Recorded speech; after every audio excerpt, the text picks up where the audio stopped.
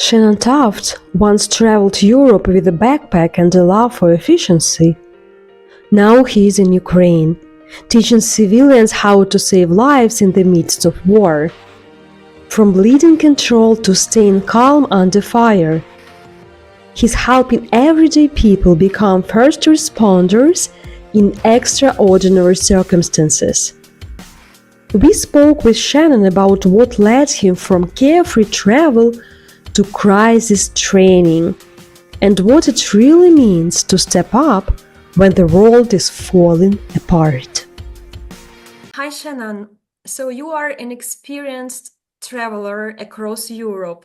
You could still be out exploring, but you chose to come to a war zone.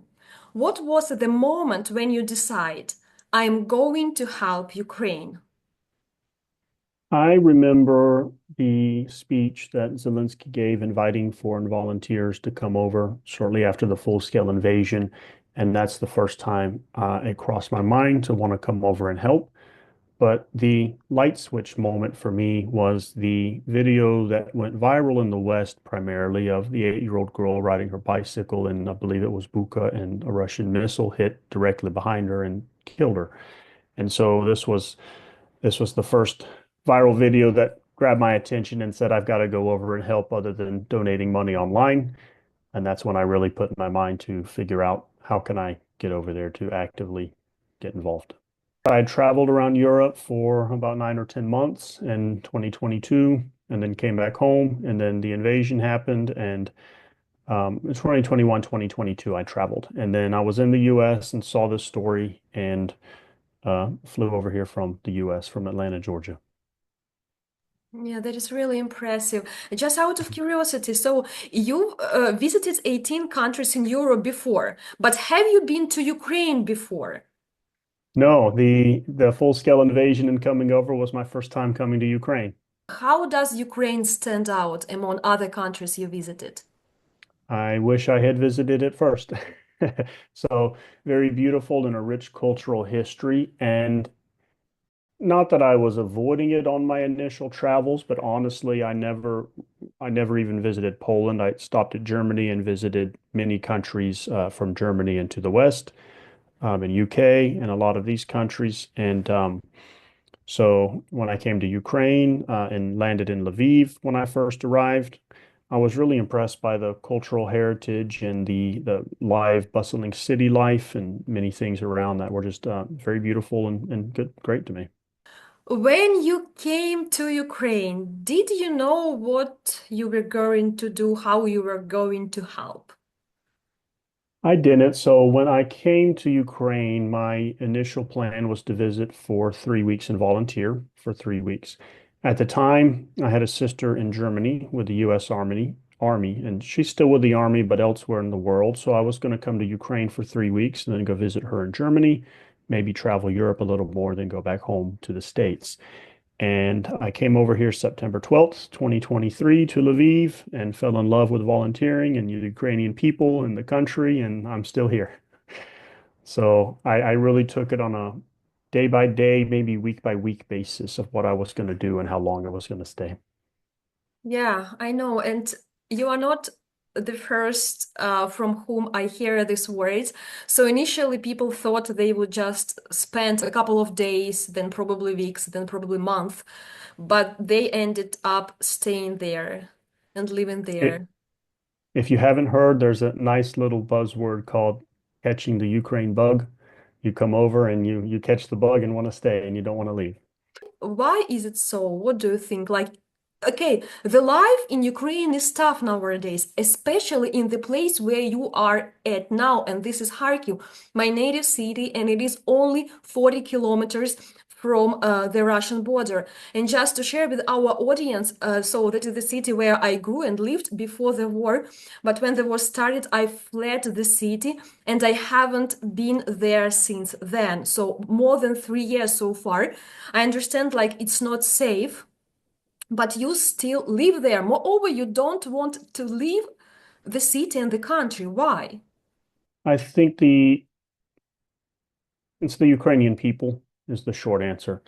And they make me feel stronger. They inspire me in the sense that I came over here with the 3 weeks to volunteer and met many amazing, wonderful Ukrainians who aren't leaving themselves. They're staying here. They're committed to the war effort. They're committed to, um, even if they leave and go abroad for their personal safety, they still support through donations and resources and mailing things in. So there's a spirit of freedom and resistance to the evil that the Ukrainian people project very strongly. So when I come with the intent of 3 weeks to link arms with them, I feel like I can't leave. I feel like I would be heartbroken and always thinking about Ukraine if I left and went back home. And so I'd like to stand with them for as long as they're standing.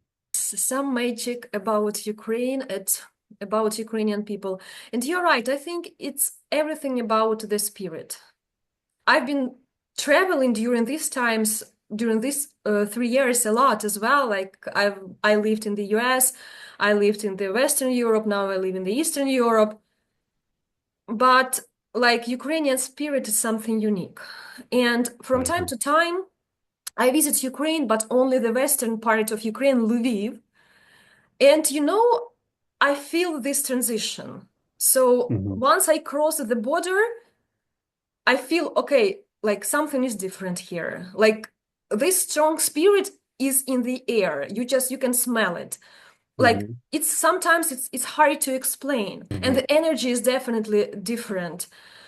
What I feel, this desire for life. So I even can't imagine what what the energies are in my city.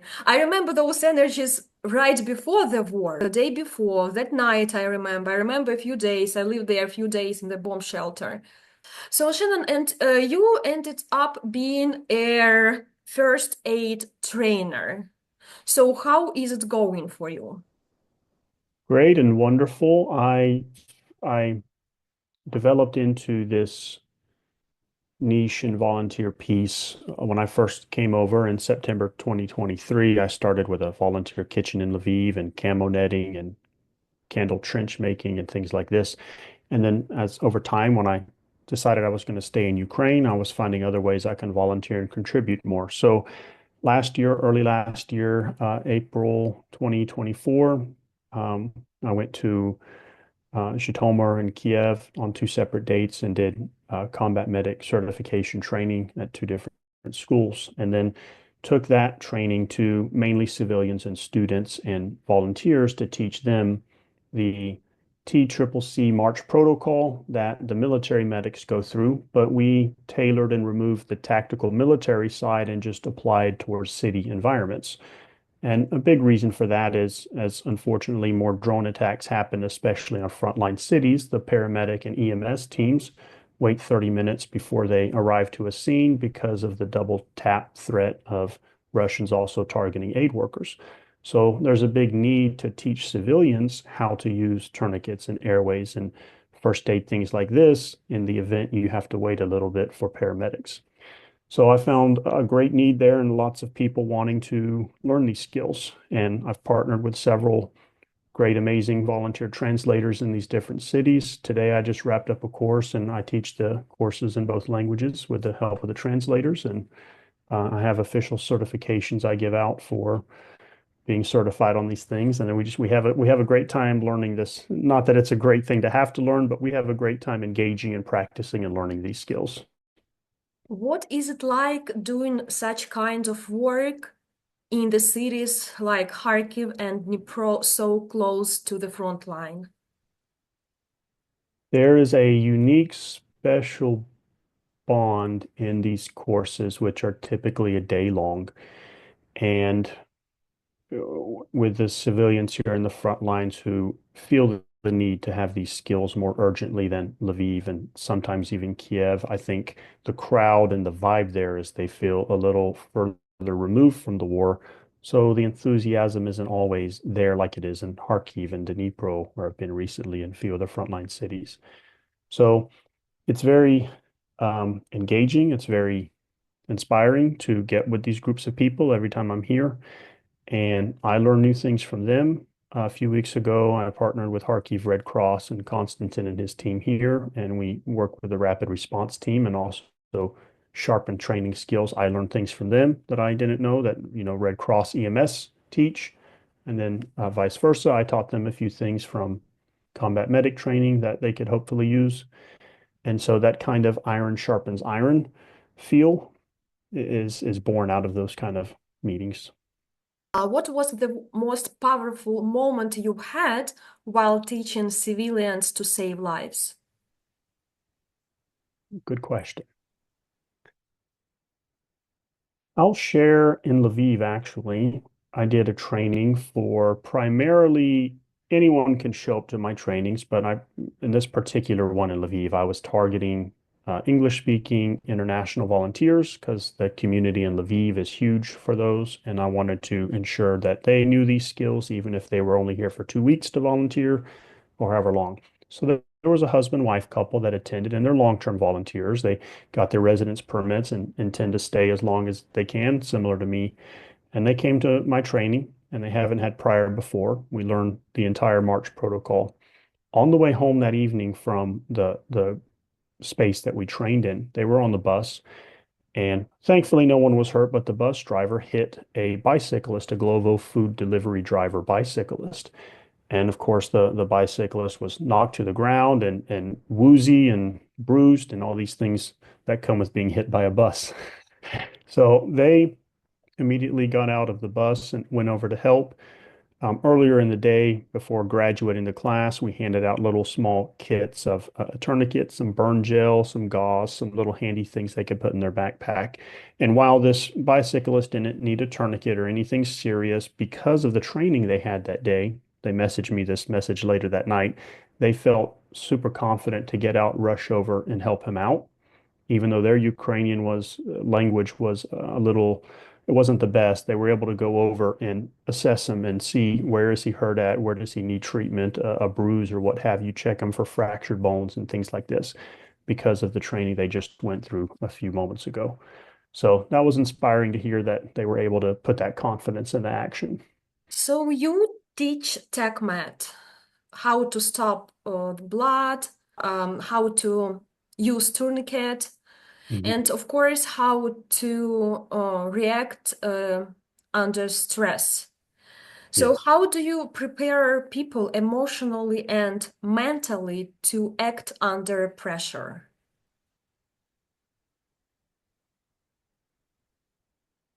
We describe and ask questions of moments when they've had high adrenaline in their life, and it doesn't have to necessarily be emergency situations. They could be having a heated argument at the volunteer kitchen with another volunteer and be yelling, or some kind of small mini crisis they've had in the past. And I want them to think about where was your mind space at? What was your adrenaline level like? And how clear were you thinking?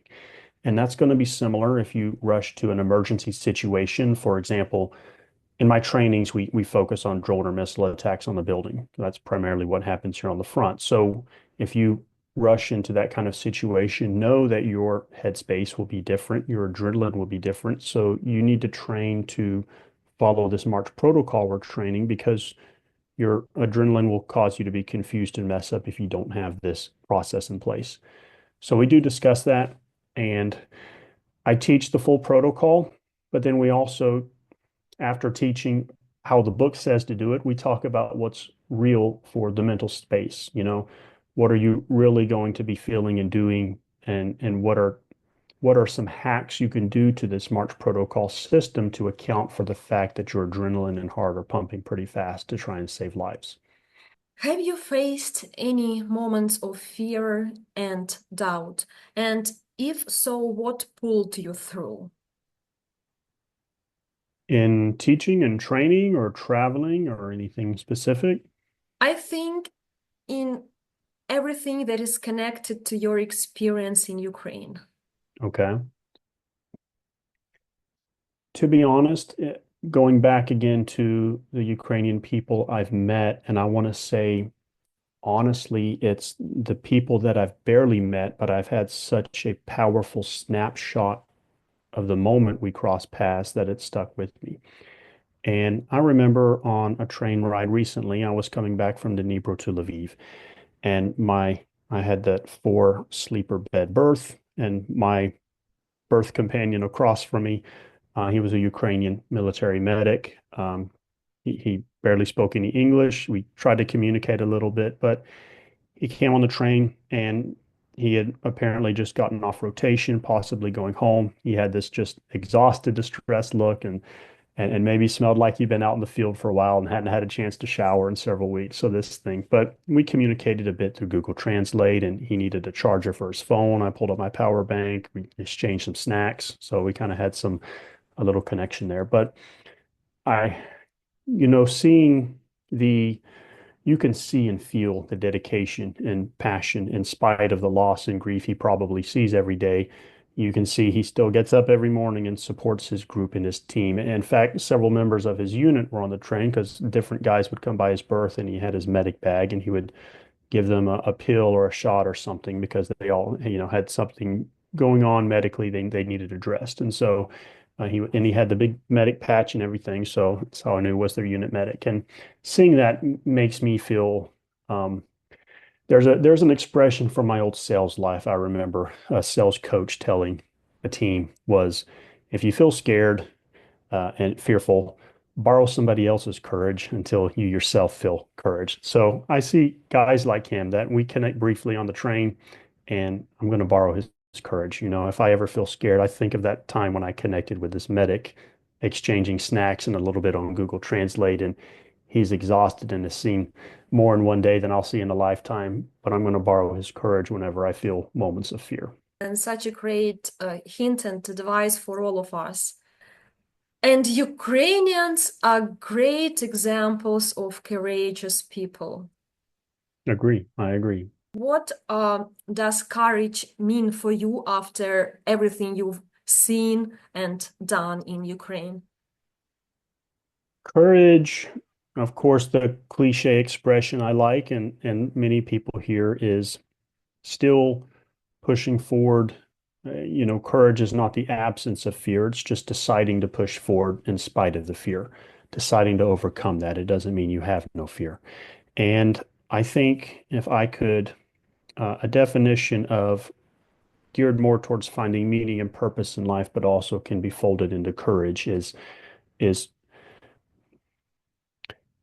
finding helping someone carry a cross and a burden that is very heavy for them, and you have the capacity to help them carry that burden.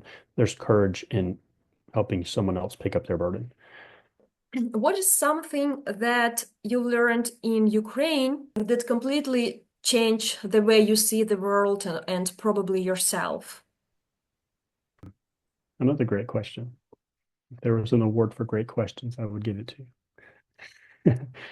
you. I think coming to Ukraine in this situation, although of course I wish, like most everybody, it wasn't happening, but seeing the fabric of human nature and resolve all kind of woven together through these different people and walks of life I've met, that really changed me. I know a big world perspective that I was taught and had and developed in the West growing up and working, of course, in the West and all these things is you miss out on the raw, simple, nitty-gritty characteristics of human nature that are needed to survive and resist evil and lift each other up and come together as a community. You can easily lose that in my experience, a comfort zone back in the state of Georgia in the US. You can lose sight of that and take some of those things for granted. So that really changed and developed me and opened my eyes up to how little you need to be a happy human and support your fellow human. You don't need a ton. So you are helping people preparing to the worst, but how do you stay hopeful in this situation? I personally, uh, I'm a man of faith. I believe in a God and a higher power. So for me personally, there's some deepness there that resonates, and so I stay hopeful this way. But then also, if you were to remove faith from it and look at it just from a general perspective, history repeats itself, and sure, these evils and wars and everything have this cyclical pattern throughout history, and but also because history repeats itself, this thread and fabric of humans uniting to resist evil and overcome it and push forward to victory is also a more common trope. You know, there's tons of videos and tons of films and movies and TV shows all about this theme. And so I really believe in the strength of unity. I believe that, sure, there's many dark times Ukraine has been through politically trying to get support, trying to continue other countries to stay interested and support this victory effort. And many sad stories and many happy stories, many small wins and small victories. And ultimately, I think all that will amount up to the ultimate victory for Ukraine and for the humans involved over here. The victory of Ukraine is just a matter of time, and we hope it will come soon. Yes, hope it comes So, very soon. yes, so if we are already talking about the victory, what are your plans after the victory?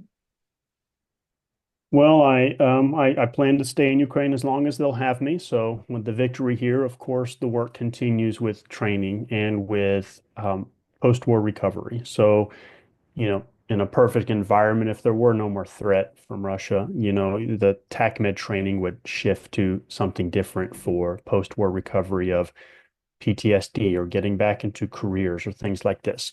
Honestly, I realistically believe this TACMED training would just continue on because the threat of war and all that will just hang over the world, right? So continuing to teach these skills and empower civilians and students, whether it's war, ceasefire, peacetime, to have this confidence is important to me.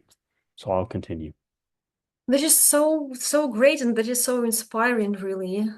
Hmm. And there will be a lot of work after the victory. Hmm. But I believe that Ukraine will thrive. It's just a matter of time. All right, sounds great. Is there any other question you want me to ask you? Well, I would, you know, so I'll tell you one of my favorite poets is Robert Frost. I remember in school, middle school and young school, we read several different poets from around the world. And, you know, at one point we had to memorize them and I've since forgotten. But I remember Robert Frost has a poem called A Lesson for Today. And in it, he says, everything he's ever learned about life can all be summed up in three words. It goes on. It goes on. And so there is a there is a snapshot in my mind, in my brain, of connecting with a Ukrainian that stands out above all others. In May of 2024, I was with a press group and we went and did a tour on what the front line was then, and went to several cities just to see what the true stories and vibe were, because you would hear the Ukrainians are winning, the Russians are winning, and you would hear alternate stories depending on what source you went to online. So we said, let's go out there and get our own stories. And so we went to one of the cities we stopped in for 3 days was Kramatorsk, and we went and there was a gunner unit up on a hill of 6 or 7 Ukrainians, and they didn't speak any English, but with Google Translate, we asked a few questions, got a few answers, and things of this nature. And then we went down to the local market, which was just a dusty square because many of the buildings had been bombed, and people would sell things out of the back of the truck or the car, things of this. And there was a pretty elderly Ukrainian gentleman that everything he had left and owned in life, he was pushing in this baby stroller, like maybe Soviet era style baby stroller down the street. And it was the homes and everything were destroyed all around. So you can tell, and you just had this look, he lost everything. But we, you know, went over there, tried to connect with him. And even though, you know, everything in life is reduced to what he can push in this cart, he sat down a little bit with us, and with translation help, we chatted, and he pulled out roast beef and pickle sandwich he had in there and shared it with us, and insisted, like, we didn't want to take his food and stuff, we just wanted to talk, and he insisted we share a meal with him. And that really that really hit home earlier what I was saying of, you don't need a lot to be happy and to support your fellow human, your Ukrainian going through a crisis, right? You can connect with humans on a very simple basis. He wasn't looking for money and ammunition and all these kind of support. And I realize the Ukrainian military is, but on a very raw human level, he just wants to be heard, understood, as somebody to sit with him and have a meal, even though that's all he had left. And so that, just to everyone, be kind and don't let ego and thoughts of you don't have enough to share with someone else get in the way of helping.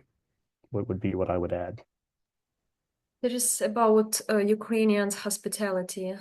Yes, very much so. And that's a big thing too. I told you, it drawed me here and it kept me here in Ukraine was the people and their hospitality and their kindness. It's unparalleled from where I've traveled. Yeah, especially in such tough times where they literally share their last meal and they are ready to share, they are willing to share. That is Exactly. impressive. They're willing. They're willing. Yeah, and again, what was those 3 words? Life goes on. So such a great thought to wrap up our discussion. Lives go on. So regardless of the situation you are now in, regardless of the problems you are facing, just life goes on. We have power, we have spirit to move on, right? Absolutely. And to move on and to have a purpose. And as long as we have a purpose in our life, goes on. That's right. Draw from that strength. Shannon's story is proof that one person can make a real difference, even in a war zone. If you've been inspired by his work, consider donating to support volunteer efforts in Ukraine. Your help can provide vital medical supplies and training where it's needed most. Shannon also offers personalized travel mentoring, helping others explore the world with confidence, find hidden gems, and create unforgettable adventures. If you are ready to travel smarter and deeper, check out his services linked below. In a world full of uncertainty, choosing to act with a purpose, compassion, or curiosity is the most powerful journey of all.